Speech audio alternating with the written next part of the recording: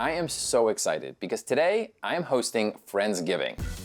Now, if Thanksgiving is maybe the best holiday, Friendsgiving might just inch above it. Hey guys, I'm inviting 7 of my best friends over who all happen to be amazing cooks, and they're bringing with them one of their signature dishes. I'm not shy on the amount of cheese and butter I put in my potatoes. So good. But the best part is that you're actually gonna learn how to make a lot of these dishes. They are going to be delicious. And pick up other tips and tricks that you can use in your own home entertaining. That's what I was going for. I am so hungry, I'm so excited. Let's get this going.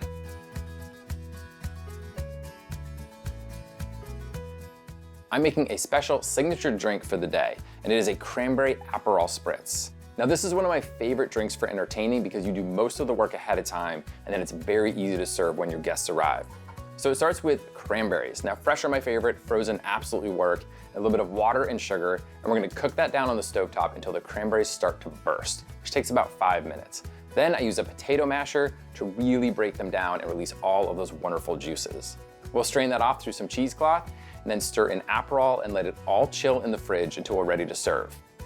For serving, it's super simple. You take some of that cranberry and Aperol mixture, add it to a glass with ice, and then top off with Prosecco. It is an unbeatable drink. Now the key to throwing any good party is knowing what you're good at and what you're not. I'm great with cocktails and with the food. I'm not the best at tablescaping and setting the perfect mood. Lidey, you made it, hi. I'm so excited. Oh, Luckily, my friend Lidey Heuck is really good at that, so she is here to show me how to set the table and get the mood just right. Thank you so much for coming over. Of course. I can see that you brought some really beautiful things with you. I have a few things up my A sleeve. few things. You're helping me out so much. I am not like a tablescape guy. I can like cook all the food, but making it look really good is hard for me. And I'm gonna reward you for that help with a cocktail. Okay, great. I think Does that feel like a good fair trade? Absolutely, I think that's fair. Okay. This is a cranberry and Aperol spritz. Yum. Sound good? I love that idea, yeah. So we have the Prosecco in there and then just a few Love that. fresh cranberries on top. And the bubbles are also so festive. Everything's festive. Yeah. Okay, so let's give it a Okay, try. all right. Thank you again for Cheers. coming. Cheers. Thank you for having me. Thank you for hosting. That's Good. delicious. Isn't that good? Really good. What does it taste like to you? Okay, I get a lot of tartness from the cranberries, and I get that kind of slightly bitter Aperol flavor, Yeah. and then the nice bubbles from the Prosecco. It's super balanced. The good news is I always tablescape better with a drink too. Absolutely. So it's time to do it. Let's get into it. All right, grab your stuff. I would bring my picnic basket here. I'm excited for this. All right, you take these napkins. Oh, these are beautiful. My big thing with setting a table is it doesn't have to be perfectly matching. I think kind of the more character it has, the more fun a table it is. I love it. So using 2 napkins that are different but like kind of work together is a great way to do that. These napkin rings. Napkin rings. If you demo one for me, I can get the rest right. It's really easy. You just basically wrinkle it a little bit, stick it through. Oh, you make like a little farfalle. Yeah, exactly. Right? Yeah, a little bow tie. A little bow And tie then you pull it pasta. out, or like a little butterfly. It's perfect. Okay, I love it. I love to do flowers on the table, of course. It's a great way to add color. Fork goes on the left, knife goes on the right. We'll do a napkin. And then the wine glass always goes above the knife and spoon. And it looks great. And I love the colors. It's very fall, Thanksgiving, Friendsgiving vibes. That's what I was going for. I love turkey for a Friendsgiving, but it has to be a little bit special or it's just kind of boring. So I've asked my good friend and colleague Lan Lam to do something different with turkey this year. If anyone can pull this off, it is Lan. So she's here and she's brought Nik Sharma with her, who is working on a wonderful dessert that I think also features cranberry. Okay, so it is officially Friendsgiving when I can smell the turkey like this. Oh my God, it smells so good. Listen to that sizzle. This is my turkey thigh confit with a citrus mustard sauce. Lan, oh my gosh, you always deliver. I knew you would. I cannot wait to taste this, but I've got a couple things I have to finish up, so can I leave you guys to it? Sure, leave us with the hard work. There better be some turkey left when I come back though. Maybe. Okay, all right, good luck. I'm gonna carve it just to make it easier to serve. I think this is the juiciest, most tender turkey thigh you're ever gonna have. I mean, that's the evidence. Right? It's like falling apart tender. I love the fact that this board is sitting here on the kitchen counter because that's what I have at home and use all the time. Do you really? I love it. It's from Teak House. And the best part about this board is the channels here because that help collect all the juices. And you're going to slice this turkey up. All that beautiful gold liquid is going to go in here. Yeah. And I know you're going to use that later. Sure.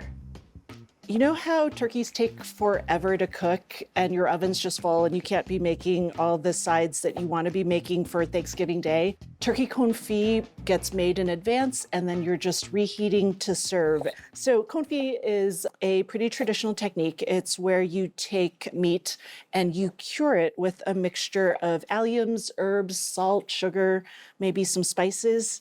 Takes a few days depending on how much food you're curing. But what happens over that time is the flavors of that cure, they get absorbed by the meat and it really transforms the flavor of your turkey. So I've got 3 large onions here. The thing about wet cures is the amount of onion and the amount of turkey you use, they determine how much salt and sugar you need to season everything. What I am looking for right here is 4 3/4 cups of coarsely chopped onion. I'm gonna go ahead and get this in the food processor. I'm gonna flavor this cure with some thyme. This is 12 sprigs. So this is 2.5 tablespoons of table salt and 4.5 teaspoons of sugar. And then I'm gonna throw a little bit of pepper in there too, because I like that flavor. And then we're just gonna pulse this until it's kind of an oniony mush.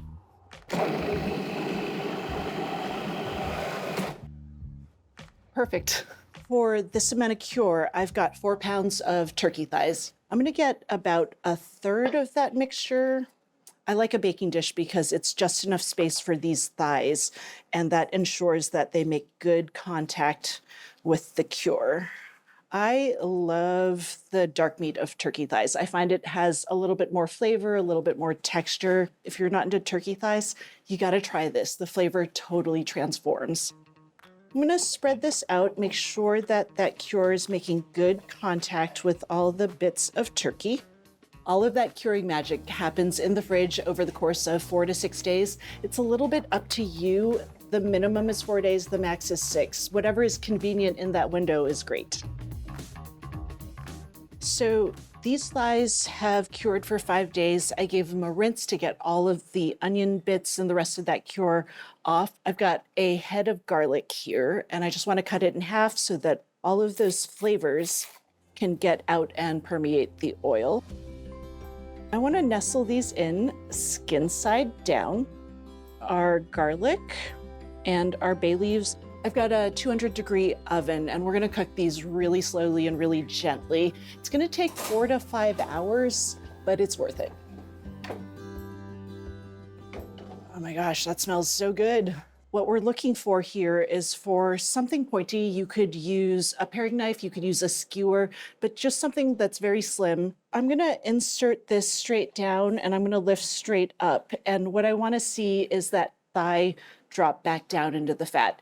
If you're checking and you can lift that thigh totally out of the fat because it's sticking to the thermometer, that means it's too tight. It's not tender enough yet, and it should keep cooking. But this looks great. At this point, we're just gonna let this cool. It's gonna take about 2 hours before it's okay to put in the fridge. You don't really wanna be warming up your fridge. But after it gets in there, it can hang out in the fridge for up to 6 days. When it is time to serve, you're just gonna gently reheat, bring it up to 140 degrees, and then throw it in a hot oven, get it nice and brown, and the skin will crisp up beautifully, and you're ready to serve. Hey guys, come on in, Morgan. Now I obviously spend a lot of time thinking about food, talking about food, and eating food. But if I'm being honest, the real value of Friendsgiving is opening your doors and inviting your friends in to have a great time. It's putting wonderful food around the table so we can sit down and spend a few hours together. So I'm so excited. The house feels buzzy and warm. My favorite people are here, and we're just gonna have a great time. Friendsgiving or any celebration is made better with Teak House. Their cutting and serving boards are crafted from sustainable teak, built to last and designed to inspire. They're more than kitchen tools. They're timeless masterpieces essential in any kitchen. Lan, this turkey is amazing. I've never had turkey confit before. This is what I love about Friendsgiving though, because I feel like with family, they're like, this is what we want, but with your friends, you can kind of go out there. Like one year we did like a Peking turkey. One year we did a sushi boat. We've like done like, we've done like gochujang carrots. Like I feel like it's a fun time to like play around with stuff. Morgan, these potatoes. Oh my God. Delicious. Thanks you guys. It has the right ratio of the crunchy crust on top and then that creamy, buttery situation. Did you get an edge piece? Because that's where it really shines. These potatoes are so amazing. They're like the cheesiest, creamiest take on a cheesy mashed potato you could possibly have. My family tends to be kind of healthy, and granted on Thanksgiving they let that go a little bit, but for Friendsgiving it's when I get to like really have fun with a heck of a lot of cheese, and that's what I'm packing into these mashed potatoes. I have 4 pounds of potatoes here. It's a lot of potatoes, but you know, I have a lot of friends. Slicing them 1/2 inch thick. This will just help them cook really evenly and pretty quickly, actually. I'm using Yukon Golds because they're a medium starch content potato, so it makes them really creamy when you mash them, and then they also don't absorb too much water, so compared to like a russet, it would absorb a little more water, and Yukon Golds don't absorb quite as much, which means you get more potato flavor and more cheese flavor. All right, so I'm adding them to the pot, and I'm gonna cover them with 1 inch of water. And then I'm gonna add plenty of salt, so this is 2 tablespoons of table salt. And I'm gonna bring it to a boil, and then once it's boiling, I'm gonna turn it down and let it simmer until the potatoes are tender, and I'll check them with a paring knife, and that'll take about 20 minutes. Yeah, so when you go in with a paring knife, you can see how it falls right off, and that's exactly what you want. So I'm gonna drain these. Steamy mashed potato facial is just kind of part of the job, and you know, a nice benefit, I guess. Get a little cleanse before Friendsgiving. So I'm just gonna dump these right back in the pot. Not a shy amount of butter in these. There's 16 tablespoons of butter, so that's 2 sticks of butter. Adding the butter while you mash helps keep the potatoes from being gluey, and also it just kind of like, I mean, it's butter. It adds flavor, it adds creaminess. So I want them to be pretty smooth, so I'm looking to just keep mashing until I don't see any real lumps in here. I feel like there's a place for a lumpy potato, but this is not that place. The holidays can be stressful, so I'm like, mash away, get out all that anger. Okay, I think I'm pretty good on the mashing. Now adding 1.5 cups of 50/50, 6 ounces of mozzarella. This is kind of the unsung hero of this dish. The mozz makes it really cheesy and creamy, like it does more for texture than it does for flavor. And then I also have Gruyere. I love Gruyere. It's like nutty, it's rich, it has a lot of flavor. This is doing more for the flavor of the dish. Here I've got 1/2 cup of chives. Onions and potatoes go so well together. Chives are really nice, delicate, fresh allium. And then another 1/2 teaspoon each of salt and 1/2 teaspoon of pepper. Just gonna dump this right in here. I wanna smooth the top of this just because it will be in the oven, and I feel like any unevenness will brown a little unevenly. And I think around the holidays, everyone wants make-ahead options. This is a great place to pause, put it in the fridge. If you wanna check out those instructions, you can find them on our website. Yeah, give yourself a break, do stuff ahead. I'm also making a topping because I feel like everything is better with a crispy topping. Here I have some panko. I've got 3/4 of a cup of panko, a little more Gruyere cheese, and then some butter, which coats the panko so that it doesn't get dry. It actually just makes it almost frizzled in a really nice, crispy way. These are gonna get nice and golden and crispy. They're gonna have those cheesy, creamy mashed potatoes underneath. I'm gonna pop this in a 400-degree oven on the upper middle rack and let it go for about 1/2 hour. It kind of smells like a Cheez-It in here. Okay, they look delicious. Now, these need to cool 1/2 hour, so I'm gonna put my towels on it so no one touches the hot casserole and let them hang. I'm not shy on the amount of cheese and butter I put in my potatoes. So good. That's what makes you so wonderful. That's what makes it. That's what Bryan's thankful for, my ability to add cheese and butter to potatoes. My first Thanksgiving was when I was 16. I was an exchange student for a year, and that was my first Thanksgiving. And that was the first time I had seen marshmallows on something savory. Oh, wow. And I was like, marshmallows on sweet potatoes, it's like, what is that? That's fair. I still can't wrap my head around that one.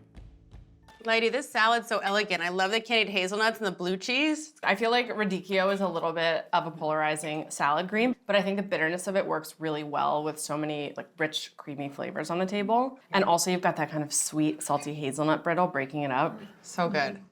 A Thanksgiving table has so much good food. You got the turkey, the sides, and then there's usually a salad, which is kind of an afterthought. I'm gonna show you a recipe that makes the salad a star in its own right.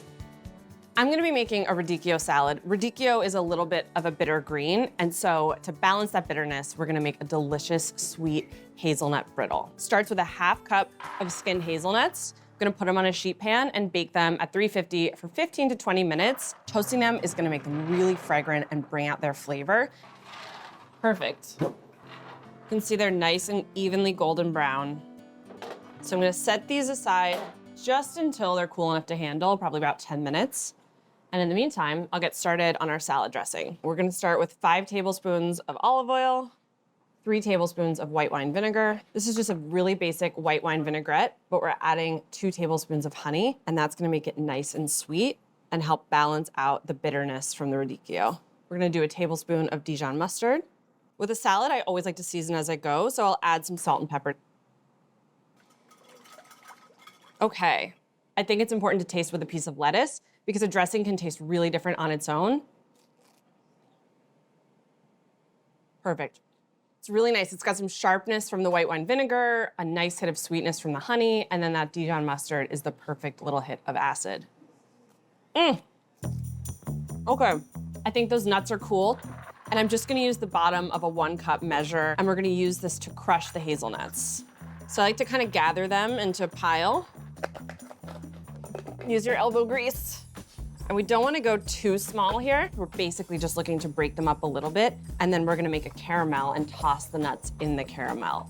Once that hardens, they're gonna be the most delicious candied hazelnuts. Got a medium saucepan here, and to that I'm gonna add 1/4 cup of granulated sugar, 2 tablespoons of water, and a pinch of salt. Gonna give this a stir just until all of the sugar is moistened, and we're gonna bring this to a simmer without stirring. It's very tempting to stir, but we really wanna let this sugar dissolve, and we're gonna cook this mixture until most of that water has evaporated, and we'll see big bubbles forming on the surface. In the meantime, I'm just gonna give my spatula a quick spray with some nonstick cooking spray. Caramel is sticky, and so we just wanna prevent sticking as much as possible. You see these large bubbles and they're popping really slowly. You can also see that the color is beginning to change. So you wanna start stirring at this point, and we're keeping an eye on the color, and you can smell that delicious caramel smell too. Okay, it's totally fine if the pan starts smoking, but that's a good indicator that we're almost ready. So you can see the caramel is turning a beautiful amber color. I'm gonna go ahead and add in my nuts, and I'm gonna give it a quick stir just to coat the nuts. Spread these out onto a parchment-lined sheet pan. And then using that greased spatula, I'm just gonna flatten this into a nice, even layer. I'm gonna set this aside to cool completely, and then we'll chop it into bite-sized pieces. One thing I love about this salad is because you have these nice big pieces, it feels a little bit more substantial. I consider radicchio and other kind of bitter greens to be a little bit more autumnal, more wintry, so this is a great seasonal salad to have on your Friendsgiving or your Thanksgiving table. Just gonna give our dressing a quick whisk, and then I'm gonna tear some of the larger radicchio pieces. You could use a knife to do this, but I think having these kind of irregular pieces with a lot of personality is just a little bit more fun. Next thing I'm gonna do is slice our apple. I'm gonna use a Gala apple. You could also do a Honeycrisp or a Fuji. You just want something that's sweet and has a nice crisp texture. You're adding a little bit of sweetness to complement the honey in the dressing and to stand up against the bitterness of that radicchio. Gonna set this off to the side for a second, and we'll check on our hazelnuts. You can see it's hardened into one nice big piece. Let's just try a little. I mean, this is just candy. I'm gonna chop these into bite-sized pieces. So we've got our apples. I'm gonna add about half the hazelnuts, and I'll reserve the rest to sprinkle on top before we serve. Now I'm just gonna give this a good toss, and I really just wanna get those leaves really nicely coated. Looks beautiful. The final ingredient here is blue cheese. We wanna look for one that's firm but still creamy, and it's gonna add a really nice richness and tang to this salad. And then the last touch is the rest of these hazelnuts. It's colorful, it's sweet, it's crunchy, it's got everything a delicious salad should have, and it's beautiful too. What I love about this salad is you can make virtually all of it in advance and then just keep it separate and kind of combine it all before you serve it. So if you are taking it to a friend's house, per se, like it's a super great one to travel with. You can make the brittle, you can make the dressing, and then just throw it together when you get there. Oh my God, the rolls are amazing. How did you time it so perfectly that these are still steaming hot? We're using a technique that allows the rolls to stay fresher longer. So they don't have to be coming out of the oven perfectly hot. They're still gonna be soft and pillowy. So good. So good. I've started using an Asian technique called tongjiang. For the tongjiang, you make a slurry. I've got flour and water. I'm just gonna pour the flour right into the water and whisk it. I'm gonna whisk it until there are no more lumps. By cooking the flour and liquid, the starch granules are gonna gelatinize and they're gonna be able to absorb a lot more moisture. There are no more lumps, so we can put this in the microwave. I'm gonna microwave this for 20 seconds and give it a whisk each time until we get to the consistency that we want. The consistency that we're looking for is that it's thick, and once we stir it and pick it up, it takes a long time to flop down into the bowl. And you can see it's steaming hot. So we're gonna mix in some cold milk until it's nice and smooth. And that's gonna cool everything down and get us a nice, thinner liquid that can incorporate into the rest of the dough a little bit easier. I'm gonna whisk in an egg. We just wanna whisk this until it's incorporated. That looks pretty good. Now I'm gonna add the bread flour, and it's important to use bread flour because bread flour has more protein than all-purpose flour, and more protein means you're gonna get more of that gluten development. And I've also got some yeast. Just gonna go ahead, mix this on low for a couple of minutes until the flour is moistened. I definitely got my love of baking from family. Both of my grandmothers, they love to bake cakes and pies. And my mother, she would bake just about anything. She wouldn't cook very much, but she would bake. That looks perfect. We don't have any more pockets of flour. We're gonna let this rest for 15 minutes. It's called autolyse. And what it's gonna do is give us a head start on gluten development without having to actually knead it. I've got sugar and salt that I'm gonna add, and we didn't add them yet because they can compete with the rest of the ingredients for water. And I'm gonna knead this on medium-low for 5 minutes. With baking, you do need a little bit of patience. It's a little bit of hurry up and wait. You don't wanna miss that window of opportunity. I'm gonna add the softened butter a tablespoon at a time.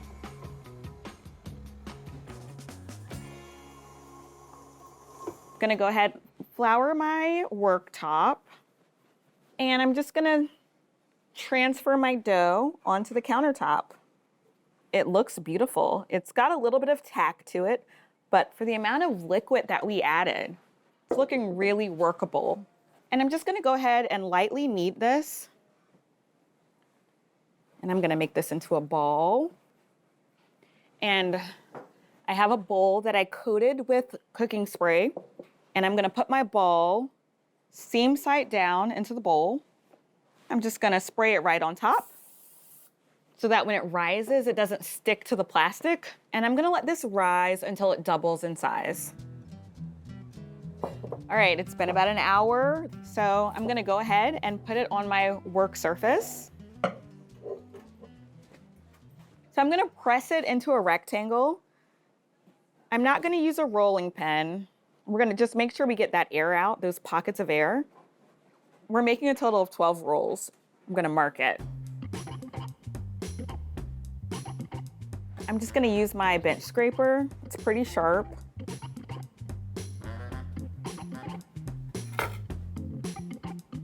And we're gonna actually stretch out the dough and roll it up. And we're gonna coil it. It bakes up into these nice feathery sheets. I did play with Play-Doh, and now that I have a kid, I'm still playing with Play-Doh. Play-Doh, real dough, all the dough. I'm gonna let these rest and rise until they get really puffy. It should take about 45 minutes. You don't want them to rise too much in your pan though. You wanna save some of that for the oven. All right. My rolls have nearly doubled in size. So my oven is heated to 375 degrees. I've got a rack in the lower 1/3 of the oven. I'm gonna bake these until they're a deep golden brown. It's gonna take about 25 to 30 minutes. Whoa, those smell amazing. I'm gonna go ahead, invert, and then re-invert these onto a wire rack. Look at these nice spirals from how we coiled that dough together. And of course, we gotta finish this with some melted butter. I'm gonna brush the tops and the sides and all the nooks and crannies with this. Oh man. Okay, look, I gotta admit, when I'm baking for my family, When the rolls make it to the dinner table, there are a few missing. All right, these are ready to serve. Whether you're serving them right now or the next day, they're gonna be soft, they're gonna be squishy, they are going to be delicious. Here's a good tip. Yeah. If you want really good fluffy dinner rolls, invite Vallery. So whatever people need to do to prepare for the next stage here, whether you have to walk around the block, take a nap on the couch, I'm looking at you, Bryan, watch a little football, whatever it is, because everyone has to get prepped. Next up, we have dessert. Yeah.